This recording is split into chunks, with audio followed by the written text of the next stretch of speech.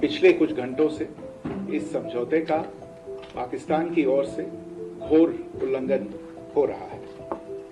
भारतीय सेना जवाबी कार्रवाई कर रही है और इस सीमा अतिक्रमण से निपट रही है। ये अतिक्रमण अत्यंत ही निंदनीय है और पाकिस्तान इनके लिए जिम्मेदार है। हमारा मानना है कि पाकिस्तान इस स्थिति को ठीक से समझे और इस अतिक्रमण को रोकने के लिए तुरंत उचित कार्रवाई करे। सेना ने इस स्थिति पर कड़ी नजर रखी हुई है और उसे किसी भी अतिक्रमण से निपटने के लिए ठोस और सख्त कदम उठाने के लिए आदेश दे दिए गए हैं।